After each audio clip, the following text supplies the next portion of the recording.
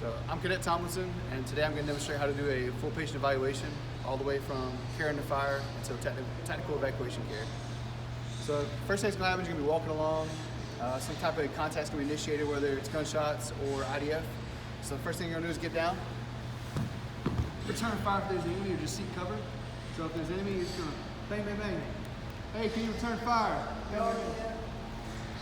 Can you apply self-aid? Bang, bang, bang. Can you get to cover? No. All right, play dead, I'm gonna come to you. Bang, bang, bang. All right, so I'm gonna continue to try to suppress and eliminate the enemy. Once that's happened, I'm gonna go ahead and get up, come over to my casualty.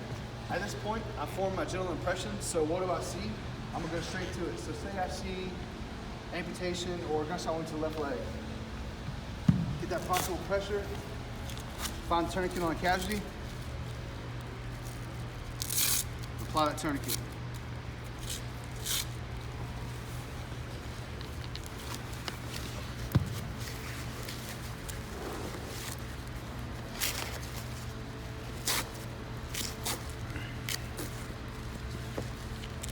Turn that tourniquet to the bright red bleeding stopped.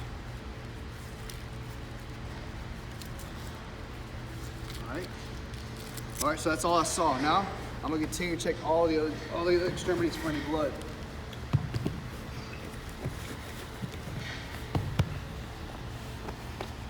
All right, at this point, whether it's me by myself or if I have security, I'm gonna get my casualty and move them back to tactical field care.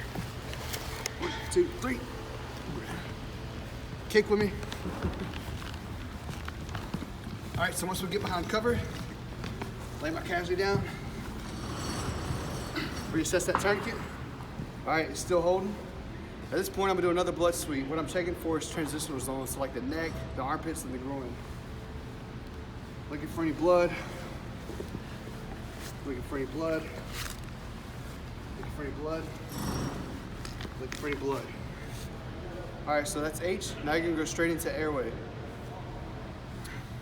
So first thing I'm gonna do, if he's talking to me, I know he's conscious. He has a patent airway. If he's unconscious, what you wanna do is insert an MPA. So he's conscious, he's talking to me, I know he's got a patent airway. Moving on to breathing. If they have armor on or anything, you're gonna go ahead and remove that. That way you can expose the chest. You wanna see exactly what's going on in there. All right, so if you expose the chest, you see a gunshot wound, the first thing we're gonna do is you're gonna immediately cover it. Look in the casualty's IFAC, see if there's any type of chest seal. If there is, you apply that. If not, you can improvise, use something like an MRE wrapper. So you see an entrance wound, you want to log roll that casualty over. Make sure you check for an exit wound. If you find an exit wound, you'll treat it the same way. All right, so that's breathing complete. If they did have something like a gunshot wound, go ahead and check, make sure the respirations are good.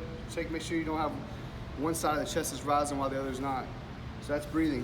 Next is C, circulation. You're gonna check your casualty's pulses. Make sure they're present. All right, we're good. And now you can move on to D. So D is for a transport decision. So at this point, it's a good time to call up your 9 line. I have mine here. So if you're working with your buddy or a partner, you can also have him call it up. The most important things from this scenario, you're gonna get lines 3, 4, and 5. So lines 3 is number of patients by president. So this casualty be identified as urgent, which is alpha. Special equipment needed. If you had a gunshot wound to the chest, you might want to consider a ventilator, which would be delta. And patients by type. This casualty would obviously be a litter patient. Make sure you get all information out and call up that 9 line. So that's D. Moving to the E, we're gonna do that full body exam. So at this point, you're looking for any burns or any fractures on your casualty. So checking for any burns or anything. Checking for fractures in the legs and arms.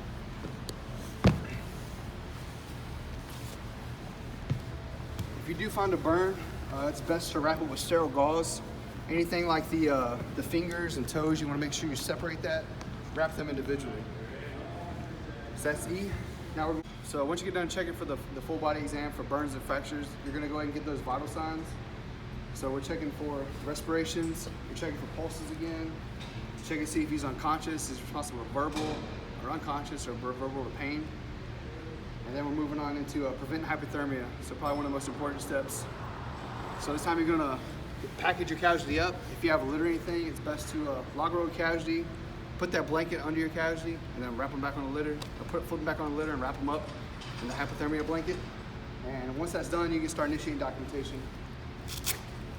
So if your casualty has a TC3 card, it's probably one of the better things to use, but if you don't have a TC3 card, you can always lay tape down and just write down exactly whatever you did.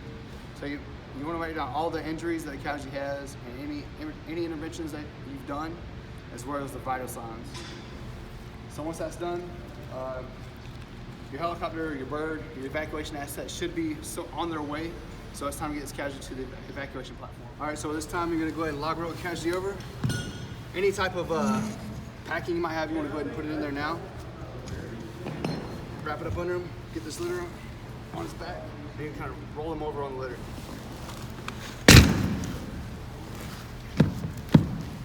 And it's time to get this casualty to the evacuation site. The end.